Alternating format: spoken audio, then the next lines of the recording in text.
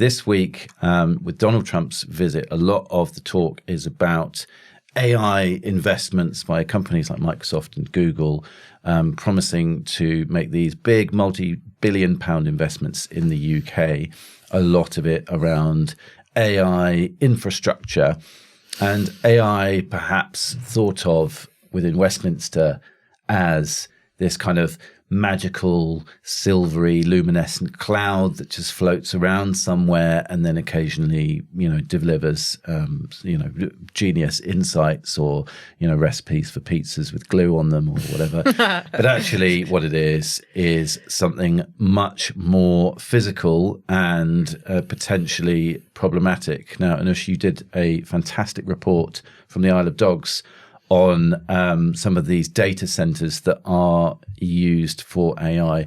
Tell me a bit about what they look like. Yeah, they're just these huge. I mean, what is a data center? It's a building that houses computer systems that store and process data. And as we try and become, more AI focused, then we're going to have to build more of them to cope with all of the data that process needs. And they use up an awful lot of water and electricity. So when you're using ChatGPT and you're asking it questions, if you're very polite, like I'm sure you and I both are quite polite when we're using these things, if you say thank you 4 times, it usually replies, it's a pleasure or you're welcome. That takes up a glass of water in itself. Just you thanking. Wow. ChatGPT 4 times. So that shows you sort of how much water is actually needed to cool the computers that are running all of this data. Yeah. And so we should be ruder to ChatGPT. You should actually just be very rude. Yeah. Yes. Or just don't use it. I mean, that's ultimately the because I guess we're ruder to it. We might train it to be angrier with us. We don't know. Sorry. So did you went inside? I didn't manage to go inside. I tried, and the security was really tight. They were very suspicious of what I was doing there. They wouldn't even let me take a leaflet. So in the end, I walked around these buildings. This is a place called the Digital Docklands. It's on Millwall Dock in the Isle of Dogs, where it used to be, a centre of commerce, ships coming in with grain imports. One of Brunel's ships was launched on this site, and now it's just silent. The water is still, and there's just this hum from these huge data centers that sit on the water, and water from beneath the surface is pulled into the system to cool the computers. It's pumped around pipes around these servers. So that's what they look like. They're just these huge anonymous silent buildings. So just a massive windowless shed that emits a humming noise. Yeah, and the windows are sort of that reflective glass, so you can't really see in. But if you try and look closely, you can see these racks of servers and these silvery pipes that pump water around them. So they're quite eerie. Yeah. And a big contrast with the kind of, industry that would have been traditionally around these areas in the Industrial Revolution. And how many jobs are there in a data center? If it's just kind of sitting there humming, that's not like a factory, right? Well, that's the thing. Beyond the original construction of a data center, where you'd need construction jobs, you then don't actually need that many people to man them. So I think Microsoft has said that its average data center employs 50 people. So all of these promises, the quid pro quo of building a horrible, big, ugly, loud data center in your area should be, well, it's going to bring all of these jobs. Actually, you don't need that many jobs to man a data center because they're full of servers. They're not full of people. Yeah, I've noticed in the news reports around some of these data centers, the classic weasel word of government press releases on job creation, which is supports 8,000 jobs, which means some people who already have jobs will for a while get some more work in building the thing, but it hasn't said it will create this many jobs. No, exactly. That's the problem with it. And another problem with it is that they use an awful lot of water and electricity. And the reason that I went to the Isle of Dogs is because it has one of the highest concentrations of data centers in the country.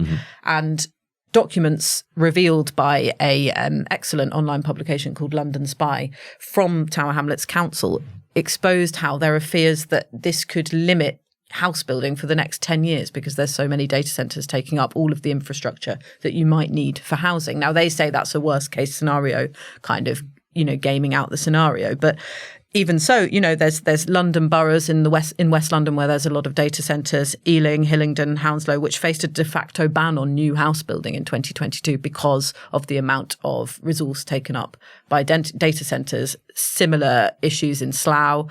And the problem is that you could have, all of this inward investment for these things that are supposed to be big and shiny for the UK economy at the expense of the things that we actually need to live. So you've got an infrastructure like the electricity grid and the sewer system. Yeah. That has already a certain creaking. amount of, yeah, exactly. And then it has a certain amount of capacity that you could use to, supply energy and take wastewater away from new houses. And a data center will take away, sort of potentially hundreds of homes worth of electricity. One data center can take up as much energy as 1,000 homes. Wow.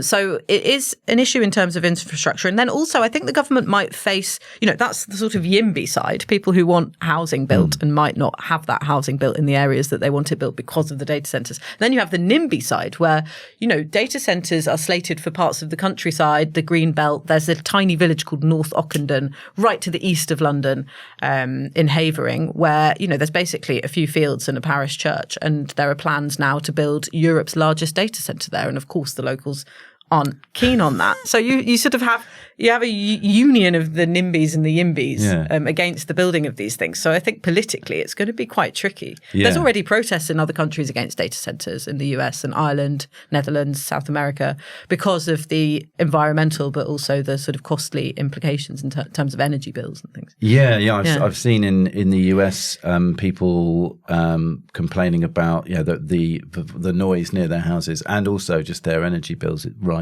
because there is this new constant demand on the energy network around them.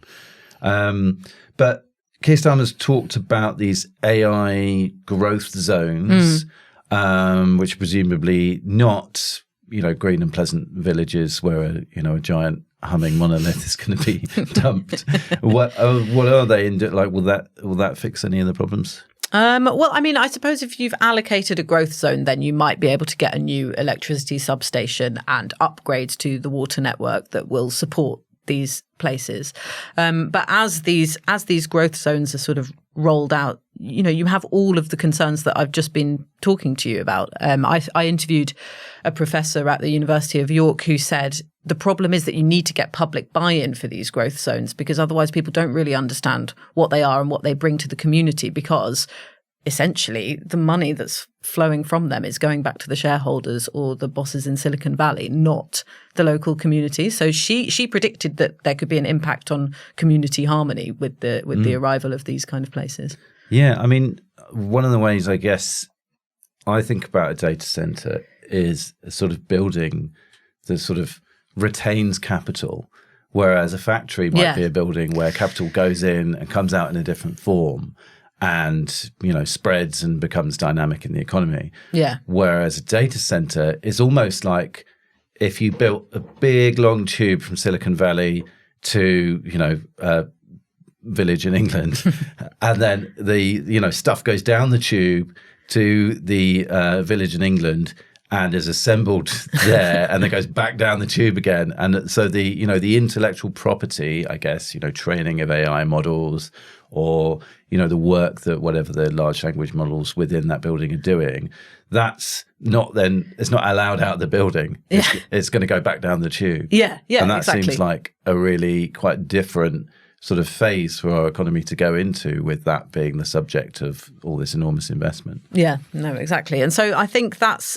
when we look at these kind of deals that have been struck this week and, boastful sort of rhetoric about growth and, becoming an AI superpower and all of these things, we have to think about the actual impact on a place and people's day-to-day lives, because I think those are the two areas that are probably part of the reason why we're seeing so much unrest in the UK now, the neglect of neighbourhoods and forgetting that people's day-to-day lives should factor in, decisions about who runs bits of the state. Is it going to be anonymous kind of, private capital companies that we don't know anything about that aren't sort of headquartered here, or is it going to be something that, is more accountable and is more tangible to people's lives? Yeah. And I guess we've already seen a bit of a previous version of this with e-commerce, right? Yeah, exactly. I mean, I remember watching a